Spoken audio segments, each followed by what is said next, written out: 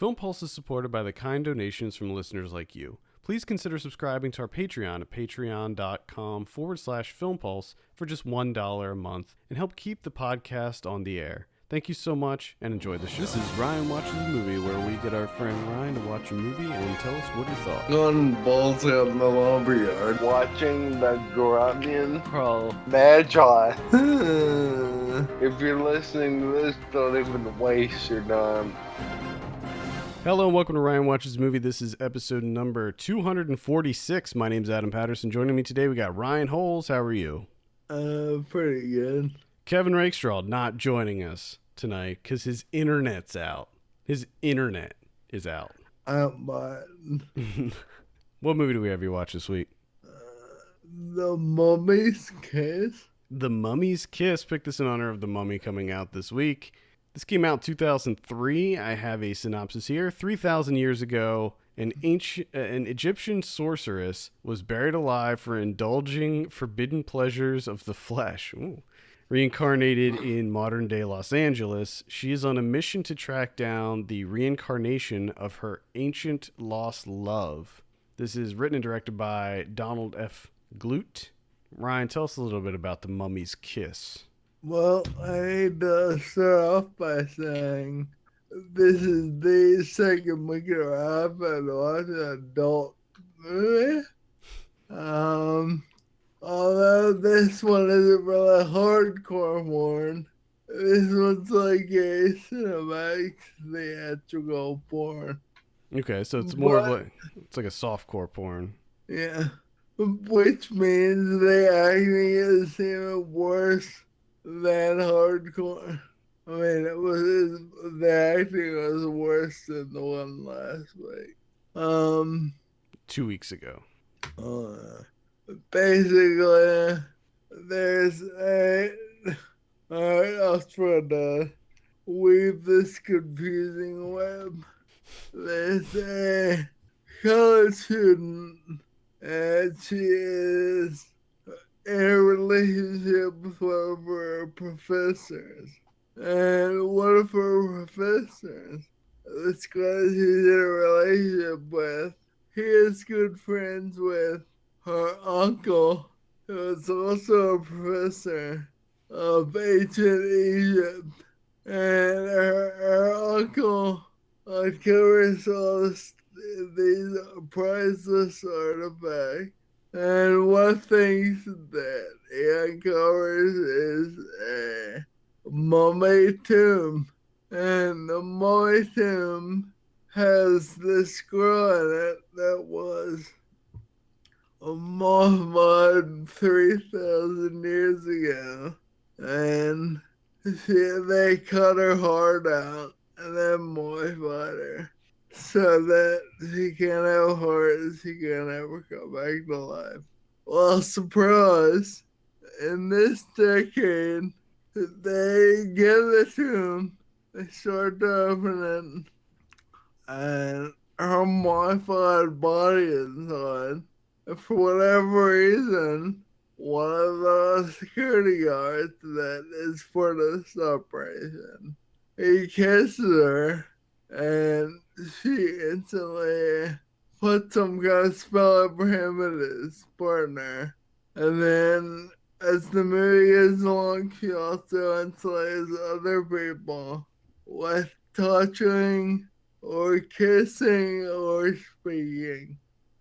Basically, her goal is to get this uncle's niece, who it turns out is one of her long lost descendants, and take her soul out of her body, and then use her body for this witch's new body.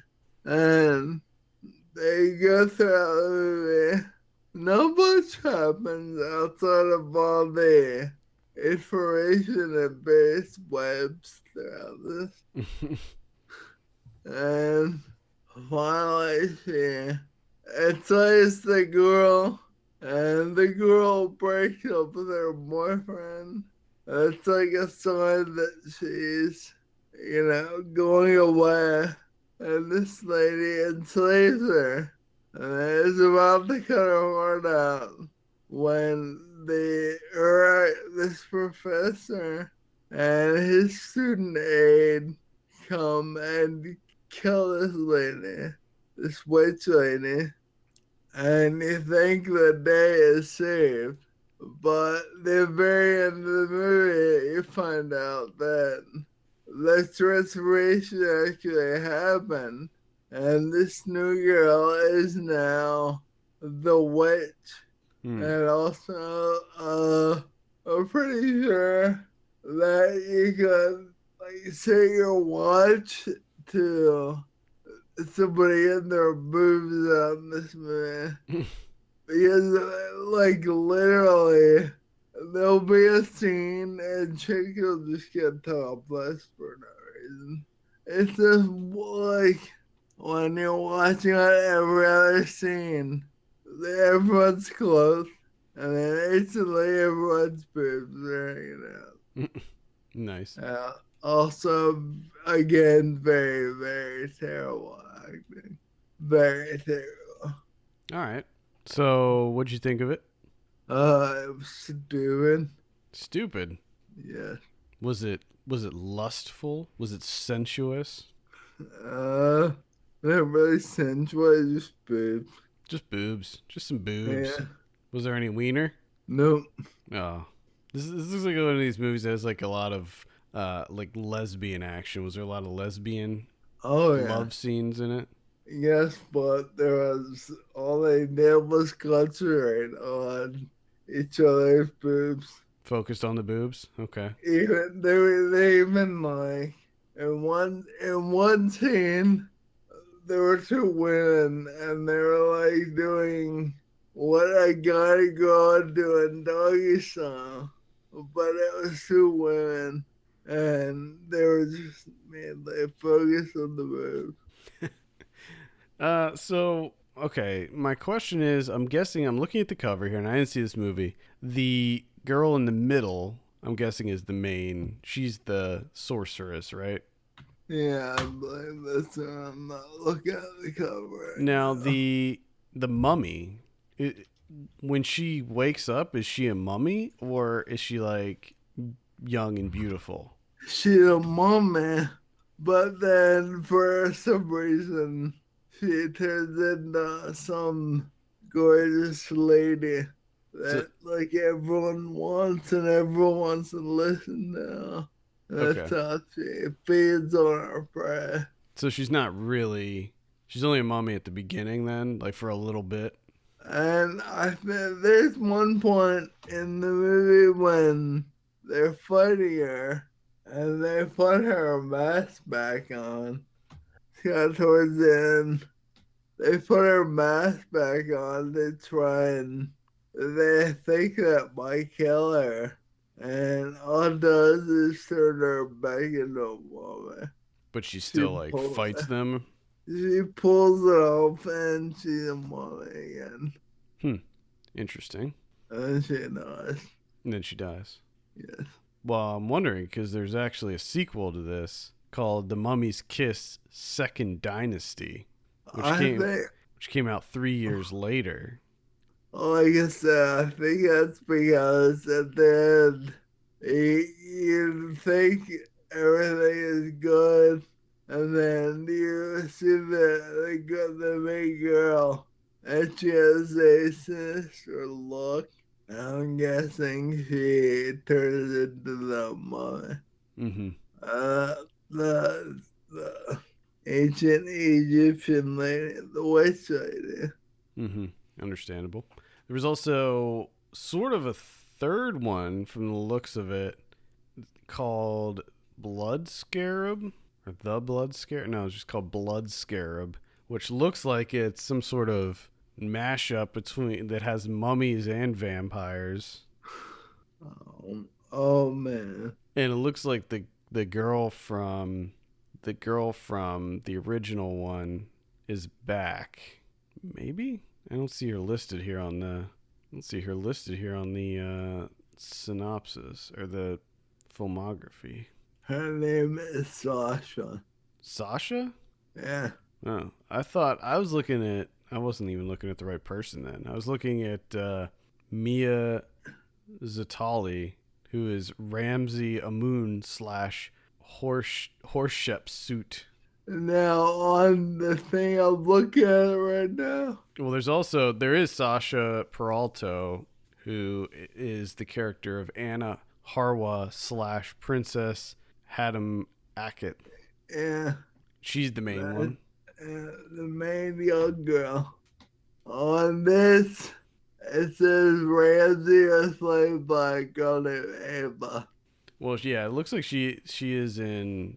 So the other girl, Sasha, she's also in Blood Scarab. So yeah, it looks like Blood Scarab sort of third entry in the series, which is crazy that there's 3 of these movies.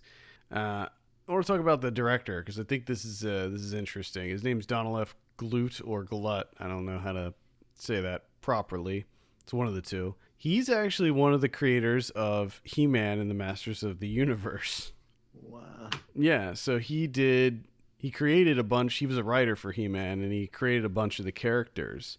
And he also did Transformers. He did GoBots. He did G.I. Joe. He only wrote one episode of G.I. Joe, but he did the Spider-Man TV series, the live-action one that was really bad. He did a bunch of like kids cartoon / comic book things, which is interesting. Like he did this stuff all the way up until I don't know, probably 2001 from the looks of it. No, we'll say 96 because 96 he came out with a movie called Dinosaur Valley Girls, and it definitely looks like one of these types of exploitation films. And then he did The Erotic Rites of Countess Dracula. That sounds like a soft porn. Yeah. Then he did The Mummy's Kiss, Countess Dracula's Orgy of Blood. Let's see. The Mummy's Kiss Second Dynasty, Blood Scarab, and his most recent one was Dances with Werewolves. I wonder if there's a lot of money in softcore porn. I can't imagine there's a whole lot of money in these movies at all. But they keep making them. Yeah, they keep coming out. I think there may be like a spectacle thing. Like, you know, people read the title and they're like, that's funny. It's like Sharknado or something, and they're just like, we'll give it a watch, drink some beers, and watch this shitty movie and make fun of it. It's the only thing I can imagine. Either that or people get them at Redbox or something by accident. You know, like the Asylum movies. Yeah. Okay, I'm looking at the picture now. The blonde hair and the red hair, they're like just two slaves that she kisses in a slave. The dark-haired girl is the witch lady. Mm. So the main other girl is not on there at all. Yeah. The one I'm looking at. It's like a mummy on top. Yeah. It's a terrible, terrible cover. Looks like it was easily photoshopped. Yeah. It was definitely like this photoshopped. looks like something I could create. It reminds me of one of these like amateur rap CDs that I see that people try to sell. Yes. Like the Mummy's Kiss font looks like it should be some like rap name. Or it should be flame. Well, I guess it sort of is flaming. Yeah, a little bit. It's got a bit of a glow to it. Then you have like the sunburst there in the background with the mummy coming up. Now, what's your take on the mummy genre? Are you into mummy movies?